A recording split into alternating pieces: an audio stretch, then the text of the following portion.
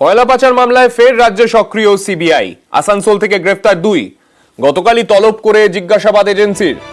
আমাদের সঙ্গে রয়েছেন আমাদের প্রতিনিধি অমিতের থেকে আরো বিস্তারিত জানতে চাইবো। অমিত, কয়লা পাচার মামলায় গতকাল দুজনকে ডেকে পাঠানো হয়েছিল জিজ্ঞাসাবাদের জন্য। বয়ান একাধিক অসঙ্গতি থাকার পরই দুজনকে গ্রেপ্তার করা হয়েছে এবং ধৃত দুজনকে আজই আসানসোল আদালতে পেশ করে নিজেদের হেফাজতে নেওয়ার প্রক্রিয়া কিন্তু শুরু করে দিয়েছে সিবিআই। এবং তোমায় জানিয়ে রাখবো যে ধৃতদের মধ্যে একজন ইসিএল এর সঙ্গে যুক্ত ছিলেন, অর্থাৎ ইসিএল এর কর্মী বলে এখনো পর্যন্ত জানা যাচ্ছে। এবং আরো একজন ব্যক্তি ওই ব্যক্তিরই সঙ্গে এই কয়লা পাচারের সঙ্গে যোগ সাজস রয়েছে। মূলত এরা বিভিন্নভাবে লালা এবং লালার অনুগামী যারা ছিলেন তাদেরকে বিভিন্নভাবে প্রোটেকশন দিতেন, অর্থাৎ এবং প্রোটেকশন দেওয়ার পাশাপাশি প্রোটেকশন দেওয়া বাবদ তারা কিন্তু একটা মুনাফা তারা পেয়েছিলেন লালার কাছ থেকে, এমনটা কিন্তু সিবিআই সূত্র থেকে দাবি করা হচ্ছে। সেক্ষেত্রে গতকাল তাদের জিজ্ঞাসাবাদে তলব করা হয়েছিল নিজাম প্যালেসের সিবিআই দপ্তরে এবং সেখানে দীর্ঘ জিজ্ঞাসাবাদে তাদের বয়ানে অসঙ্গতি এবং